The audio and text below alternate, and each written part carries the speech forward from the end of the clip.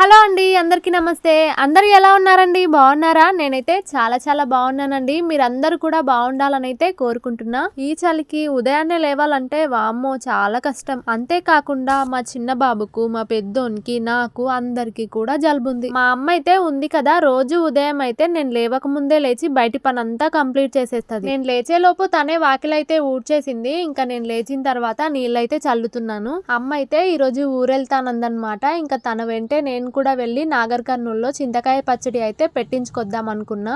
నా వాయిస్ చాలా నెమ్మదిగా వస్తుంది, కాస్త బేస్ పెంచమని అయితే అడిగారు. నేను యూట్యూబ్ చేస్తున్నట్టు తెలిసిన వాళ్ళు కూడా కొంతమంది అయితే చెప్పారు. నిజానికి నా వాయిస్ అయితే చాలా చిన్న ఉంటది, నేను మాట్లాడితే పక్కన వాళ్ళకి కూడా వినిపించదన్నమాట. అంటే నా వాయిస్ అయినా, మా అక్కదైనా, మా నాన్నదైనా చాలా చిన్నగా ఉంటది. కొంతమంది ఏమో ఏంది అసలు ఊపిరి లేనట్టుగా అట్లా మాట్లాడుతున్నావు అనేసి అంటారనమాట. ఇక స్కూల్లో కాలేజ్ లో ఉన్నప్పుడు మా ఫ్రెండ్స్ అయితే స్పీకర్లైన మింగు ప్రియాంక అనేసి ఎగతాలు చేసేటోళ్ళు. ఇంట్లో మా వారితో గొడవ పడేటప్పుడు కానీ, పిల్లల పైన అరిచేటప్పుడు కానీ నా వాయిస్ చాలా పెద్దగా వస్తుంది. మిగతా టైంలో మాత్రం చిన్నగా వస్తుంది. అదేంటో మరి. ఇక పొద్దుస్థానం అరుస్తూ ఉండాలంటే చాలా కష్టం. ఇప్పుడు కూడా వాయిస్ ఇచ్చేటప్పుడు గొంతు చించుకొని అరుస్తున్నావు అంటారు కదా, నేను ఆ విధంగా మాట్లాడుతున్నా. అయినా కూడా నా వాయిస్ మంచిగా వస్తలేదు అంటే ఇంకా నేను ఏదో ఒక సొల్యూషన్ వెతుక్కోవాల్సిందే. నేను వాయిస్ ఇస్తుంటే చాలా సార్లు గమనించిన, మెల్లిగా గనక మాట్లాడితే వాయిస్ ఏమో స్మూత్ గా వస్తుంది. కాస్త గట్టిగా గనక మాట్లాడనంటే గాలి వచ్చినట్టుగా ఏదో డిస్టర్బెన్స్ లాగా వస్తుంది అనమాట. అందుకని కాస్త మెల్లిగా మాట్లాడేదాన్ని, కానీ బేస్ పెంచు అని చాలా మంది అయితే చెప్పారనమాట. అందుకోసం దీంట్లో అయితే గట్టిగా మాట్లాడేస్తున్నా. ఇంకా బ్యాక్గ్రౌండ్ మ్యూజిక్ కూడా పెట్టకండి అని చెప్తారు కదా, నాకు టైం లేనప్పుడు మా బాబుకు ఫీడింగ్ చేస్తూ గనక వాయిస్ ఇచ్చాననుకోండి, మా వాడు ఊపిరి పీల్చుకుంటున్నట్టుగా కాస్త డిస్టర్బెన్స్ గా అయితే వస్తుంది. అందుకోసమే నేను దాన్ని కవర్ చేయడానికి అయితే బ్యాక్గ్రౌండ్ మ్యూజిక్ నైతే యూజ్ చేస్తానన్నమాట. లేకుంటే ఊకే ఒక మైక్ అన్నా కొనుక్కోవాలి. మా వారైతే రావట్లేదు, ఇంకా ఆటోకి అయితే వెళ్ళాలి. 9-9:30 లోపు ఆటోలు అయితే వెళ్ళిపోతాయి. ఇంకా అంతలోపు పని అయితే ముగించుకొని వెళ్ళాలి. మా ఊరికి రావాలన్నా, మా ఊరి నుంచి బయట ఊర్లకు వెళ్ళాలన్నా చాలా కష్టం. మామూలుగా సిటీలలో లోకల్ ఆటోలు తిరుగుతూ ఉంటాయి కదా, అలాంటి ఛాన్స్లు అయితే మనకు ఉండవు ఇక్కడ. బస్సులు కూడా ఒక టైం ప్రకారం నడుస్తుంటాయి. ఆ టైం గనక దాటింది అనుకోండి, ఇంకా మన పని గోవిందా. మా ఊరి నుంచి అయితే ఆటోలు ఎక్కాను, కానీ ఇంతవరకు బస్ అయితే ఎక్కలేదు. ఎప్పుడు ఎక్కడికి వెళ్ళాలన్నా ఇంకా మా ఆయన బండి మీద అయితే దింపొస్తాడనమాట. ఒకవేళ నేను అమ్మ దగ్గరికి మహబూబ్ నగర్ కి రావాలన్నా కూడా నాగర్ కర్నూల్ కి అయితే వచ్చి బస్ అయితే ఎక్కించొస్తారు. ఈ ఆటోల్లో ప్రయాణం అంటే చాలా భయం అండి బాబు. ఆటో నిండేంత వరకు ఆటో కదలదు. ఇక పిల్లలు అందులో ఇరుకుటానికి, ఉబ్బరానికి ఒకటే సతాయిస్తుంటారు. ఈ రోజు కూడా అమ్మ ఉంది అనే ఆటోకైతే వెళ్తున్నా, లేదంటే అసలు వెళ్లేదాన్నే కాదు. మా పెద్దోన్న అయితే అంగన్వాడికి పంపించి ఇంకా చిన్నోన్న అయితే దోలుకొని పోవాలి. ఒక దిక్కు ముగ్గేస్తుంటేనే దాన్ని ఎలా చెరిపేయాలా అన్నట్టు బయట నుంచి ఒకడు, లోపల నుంచి ఒకడు చూస్తూ నిల్చున్నారు. ఇంకా మొన్నొకసారి అమ్మ ఉన్నప్పుడు చిన్న పని మీద నేను మా ఆయన నాగర్ కర్నూల్కి అయితే వెళ్ళాము. ఇంకా పిల్లలైతే ఇంటి దగ్గరే అమ్మతో నుండే. అప్పుడే చింతకాయ పచ్చడి అయితే పెట్టించుకొద్దామని వెళ్ళాం, కానీ అక్కడైతే చాలా మంది ఉండే. ఇక అంత మందిని చూసే వరకు మా బావ ఇంకొద్దులే, తర్వాత అయితే వద్దాము, ఇప్పుడు పని ఉంది అన్నట్టు ఇంకా ఇంటికైతే తీసుకొచ్చేసారనమాట. ఇక మా ఆయనతో వెళ్తే అంతే హడావిడి చేస్తుంటారు. అందుకే ఇంకా అమ్మ వెళ్లే లోపు అమ్మతో కలిసి వెళ్ళి ప్రశాంతంగా అయితే పనులన్నీ చేసుకొని వద్దాం అన్నట్టు వెళ్తున్నాం. ఇంకా ఇంట్లో పని, బయట పని, వంట పని అంతా కూడా అయిపోయిన తర్వాత ఇంకా వెళ్ళటానికి అయితే రెడీ అవుతున్నా.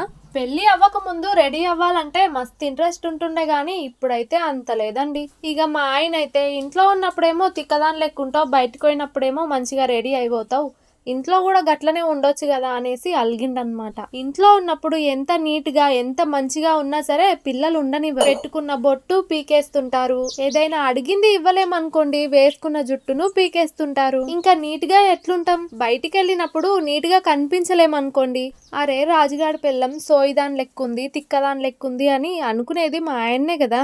మనము అందంగా కనిపించాల్సిన అవసరం లేదు, నీట్ గా కనిపిస్తే చాలు. గిట్లా మా వారు ఏమన్నా అన్నారనుకోండి, గిసుంటి టైంలోనే మా ఇద్దరు పిల్లల్ని మా ఆయనతో వదిలేసి ఒక గంట సేపు ఎక్కడన్నా చక్కర్లు కొట్టాలనిపిస్తుంది. అప్పుడైనా నా బాధ అర్థమవుతుందేమో. ఇక మా వాడైతే అంగన్వాడికి వెళ్ళిపోయిన తర్వాత మేము ఆటో దగ్గరికి అయితే వచ్చేసాం. టైం అయితే 10 అవుతుంది, కానీ ఎవ్వరూ లేరు అక్కడ. అంటే ఆల్రెడీ ఒక ఆటో అయితే వెళ్ళిపోయిందంట, ఇంకా ఇది రెండవది. అంటే లైన్ మీద వెళ్తూ ఉంటాయి కదా, లైన్ మీద వెళ్తుంటాయి, లైన్ మీదనే వస్తుంటాయి. ఆటోలో పిండి సంచులు అయితే వేసుకొస్తారంట, అందుకే కనీసం సీట్ కూడా వేయలేదు. ఇక నాగర్ కర్నూల్ కి అయితే వచ్చేసాము. ఇక్కడ ఏదైనా తీసుకోవాలి అనుకుంటే గనుక తీసుకొని ఆ తర్వాత చింతకాయ పచ్చడి అయితే పెట్టిద్దామనేసి ముందుగా ఏవైనా చిన్న చిన్న వస్తువులు నాకు అవసరం ఉండేవి ఉంటావా అనేసి చూసి అయితే తీసుకుంటున్నా. బయట తీసుకోవాల్సినవి తీసుకున్న తర్వాత కూరగాయల మార్కెట్ కి అయితే వెళ్ళాము. అక్కడ తెలిసిన వాళ్ళైతే ఉన్నారనమాట, అత్తమ్మ వాళ్ళైతే ఉన్నారు. ఇంకా వాళ్ళ దగ్గరే చింతకాయలు మిరపకాయలు అయితే కొనుక్కొచ్చుకున్నాను. చింతకాయలు వచ్చేసి ఒక 2 కిలోలు అయితే కొనుక్కున్నా, అలాగే మిరపకాయలు కూడా ఒక 2 కిలోలు అయితే కొనుక్కున్నా.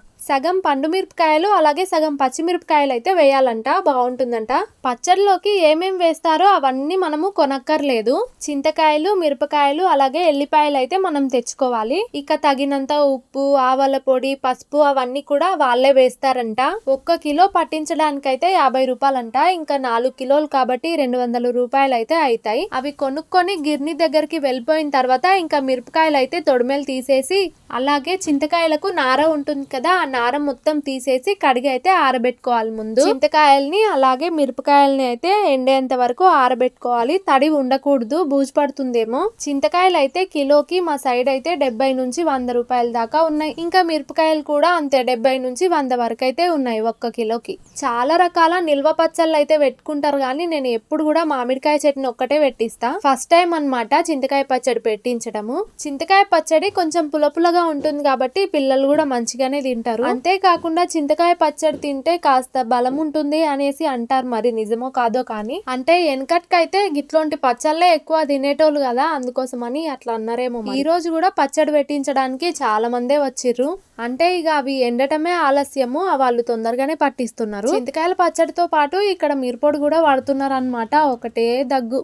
అందుకే కొద్దిసేపు ఇక్కడ కూర్చొని ఇంకా భరించలేక వెళ్ళి ముందల వేరే నీటి దగ్గర అయితే కూర్చున్నా. తొడిమేలు తీసిన తర్వాత చింతకాయలు నార తీసిన తర్వాత చింతకాయలు మిరపకాయలు ఎంత ఉన్నాయనేసి మళ్ళీ కొలుస్తున్నారనమాట వాళ్ళు. అవి కాస్త తక్కువ వచ్చినా సరే కిలోకి 50 అని వాళ్ళు కరెక్ట్ గానే పైసలు తీసుకుంటారు. కాకపోతే ఉప్పు పసుపు ఆవపొడి ఇవన్నీ వేయటానికి అవి ఎన్నున్నాయా అని చూసుకొని కరెక్ట్ గా తగ్గట్టుగా అయితే వేస్తారనమాట. 5 నిమిషాల్లో అయితే పచ్చడి అయితే పట్టేశారు. ఉప్పు అయితే సరిగ్గా నిండుగా వేస్తారంట, లేకపోతే కారం అనేది ఖరాబ్ అవుతుందంట. ఇట్లా గిర్నీలో పట్టించేదానికంటే ఇంట్లో రోట్లో రుబ్బుకుంటే బాగుంటుంది అంటారు కానీ మనకంత టైము ఉండదు, పిల్లలతో వీలు ఉండదు. అంతేకాకుండా అవన్నీ కొలతలు నాకు అసలే తెలియదు. అవన్నీ సరిగ్గా ఉన్నా సరే నేను మాత్రం ఏదో ఒక పొరపాటు చేసి పచ్చడిని చెడగొట్టేస్తా. మా అమ్మ అయితే అన్ని తీసుకొని ఇంటికెళ్ళి ఇంటి దగ్గర రుబ్బుదాం అన్నది కానీ ఇంకా రోల్ చిన్నగా ఉంది, ఎంతసేపు అని రుబ్బుతుంది, ఆ మొక్కదానికి ఇబ్బంది కదా అనేసి నేనే వద్దన్నాను అనమాట.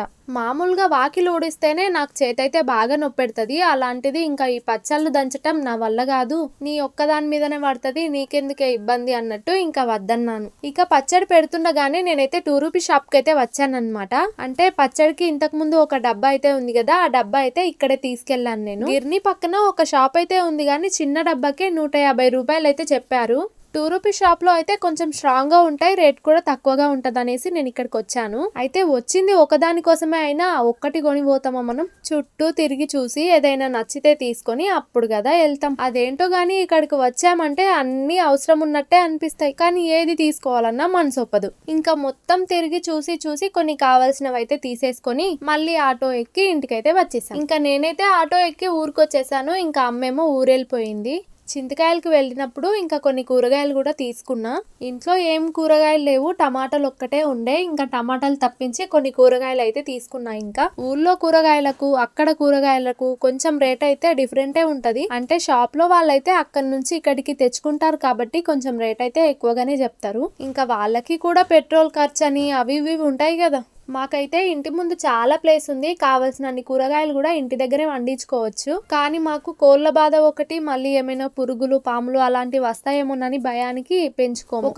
ఒకప్పుడైతే పెంచుకున్నాము, చుట్టూ కూడా చీరలు కట్టేసి మధ్యలో అయితే కూరగాయలు వేసి పెంచుకున్నాం. కానీ చాలా కలుపు పడేది, పిల్లలతో వీలయ్యేది కాదు. ఇక అందుకే ఇప్పుడు వేస్తా అన్నా సరే మా ఆయన వద్దు అని ఎయ్యనీయడు. మా ఊర్లో అయితే కొత్తిమీర 20 రూపాయలకి కొంచెం వస్తుంది, కానీ అక్కడ 20 రూపాయలకే పెద్ద కట్టించిందనమాట. అవసరం ఉందో లేదో కానీ ఇంకా తక్కువ అనేసి తీసేసుకున్నా. ఈ ముగ్గు అయితే ఒక్క ప్యాకెట్ వచ్చేసి 20 రూపాయలంట. జాజు కూడా అంతే, ఒక్క ప్యాకెట్ వచ్చేసి 20 రూపీస్ అంట. 2 ముగ్గు ప్యాకెట్లు కలిపి 30 రూపాయలకు ఏమంటే ఆమె ఇవ్వలేదు. ఇంకా 40 రూపాయలకు 2 అయితే తీసుకున్నాం. ముగ్గు ఊళ్ళోకి వస్తుంది కానీ ఇంకా ఎక్కువ రేట్ అయితే చెప్తారు.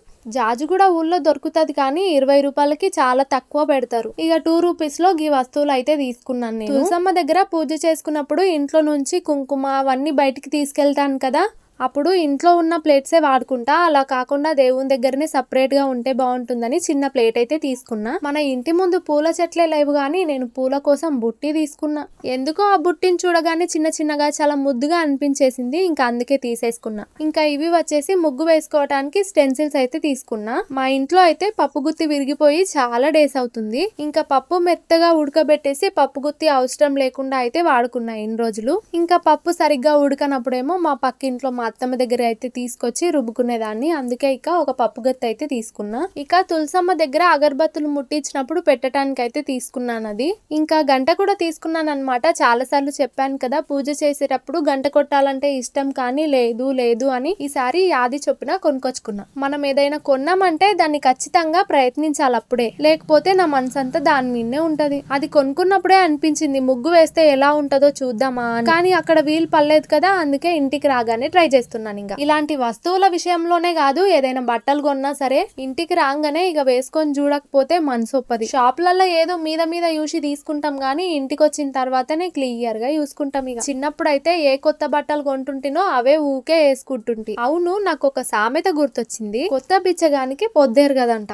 అంటే ఏందో మీరు ఎప్పుర్రి, అది ఎందుకు గుర్తొచ్చిందో నేను తర్వాత చెప్తా. ముగ్గు వేసుకోనికే ఇవి బాగానే ఉన్నాయి గానీ ముగ్గు అయితే చాలా పడుతుంది అనిపించింది నాకు. మనం వేస్తే కొద్దిగానే పడుతుంది కదా, కానీ ఇందులో వేస్తే మాత్రం చాలా ముగ్గు పడుతుంది. ఇక కూరగాయలన్నీ కూడా ఫ్రిడ్జ్ లో అయితే సర్దేసుకుంటున్నా. కూరగాయలన్నీ కూడా కింది వైపున కూరగాయల బాక్స్ ఉంటుంది కదా, అందులోనే పెట్టమంటాడు మా ఆయన. పైన గిట్ల పెడితే తిడతాడు అనమాట. పైన గిట్ల పెడితే ఫ్రిడ్జ్ మొత్తం కూరగాయల వాసనే వస్తదంట. అందుకే ఏం కూరగాయలు ఉన్నా కింది బాక్స్ లోనే పెట్టమంటాడు. అందుకే నేను అందులోనే సర్దుతానన్ని. ఏమన్నా పండ్లు అవి గిట్లుంటే ఇక మీద పెట్టుకుంటా. నిన్న మొన్ననే ఫ్రిడ్జ్ దూర్చిన కాబట్టి చాలా నీట్గా ఉంది. ఇట్లా నీట్గా ఉంటే ఫ్రిడ్జ్ ఒక 10 సార్లు అయినా తెరిచి చూడాలనిపిస్తది కానీ గబ్బుగా ఉంటే అసలు తెరవాలనిపించదబ్బా. కొత్తిమీర పుదీనా ఇంతగానం కొన్నావు, ఏం చేస్తావో చూస్తా, ఖరాబ్ చేస్తావో చూస్తా అని ముందుగానే అన్నారు ఆయన చూడంగానే. ఇక ఆయన అన్నందుకన్నా ప్రతి కూరలో వాడాల్సిందే ఇవి, ఎందుకంటే ఖరాబ్ చెయ్యొద్దు కదా. వచ్చేటప్పుడు అయితే మంచూరియా అలాగే ఎగ్ రైస్ అయితే తీసుకొచ్చిన. ఇక ఇంటికి రాగానే నేను, మా ఆయన, మా చిన్నోడు అయితే తినేసినాం. మా పెద్దోడేమో అంగన్వాడి నుంచి అప్పటికే రాలేదన్నమాట. ఇంకా వాడి కోసం అయితే కొంచెం తీసి పెట్టిన. పచ్చికాయలు పచ్చల్లోకి కాస్త ఎక్కువైనాయి. ఇక అందుకే కొన్ని అయితే పక్కకు తీసిర్రు. ఇంకా అవి తొడిమేలు తీసి అయితే ఫ్రిడ్జ్ లో పెడతా. మొత్తం చెత్త ఉన్నాయి, అందుకే ఇంకా తొడిమలు తీసి నీట్ గా అయితే ఇంకా అట్లనే కవర్ లో అయితే జుట్టి ఫ్రిడ్జ్ లో అయితే పెట్టేస్తా. పిల్లలకైతే ఆపిల్స్ కన్నా దానిమ్మ పండ్లు తేవడం బెటర్ అనిపిస్తుంది నాకు. ఆపిల్ పండు కనుక తిన్నారంటే సీతాఫలం పండు కనుక తింటాం చూడండి, లోపల తిని పైన తోలు పడేస్తాం కదా, సేమ్ అట్లనే ఆపిల్ పండును కూడా పైన తింటారు, కింద తోలేమో పడేస్తారు, మొత్తం వేస్ట్ చేస్తారు అనమాట. అందుకే దానిమ్మ పండ్లు బెస్ట్ అనిపిస్తుంది నాకు. ఇక చింతకాయ పచ్చడి అయితే గిదే. ఇంత పెద్ద డబ్బాని 130 రూపాయలకే ఇచ్చిండనమాట. అందుకే ఇక పెద్దగున్నా సరే అని తీసేసుకున్నా. ఇక ఇంట్లో పనులన్నీ కూడా అయిపోయినాయి కాబట్టి మళ్ళా కోలపారం దగ్గరికి అయితే వెళ్ళాలి. ఇంకా అప్పటికే మా ఆయన అయితే ఫోన్ చేసిండు, పని అయిపోయిందా కోలపారం దగ్గరికి పోదామని. ఇక అందుకే పనంతా వేసేసుకొని పోతున్నా. ఇదన్నమాట ఈ రోజటి వీడియో గనుక నచ్చితే ఒక లైక్ ఇచ్చి సబ్స్క్రైబ్ చేసుకోవచ్చు కదండి. ఈ వీడియోలో అయితే ఎట్లా నన్న రాని అని గట్టిగా మాట్లాడుతున్నా, మరి ఎట్లొచ్చిందో చెప్పరా? అట్లా బెటర్ ఉందో లేకుంటే ఇట్లా బెటర్ ఉందో చెప్పడం మర్చిపోకుర్రి. ఇక ఉంటానండి, బాయ్.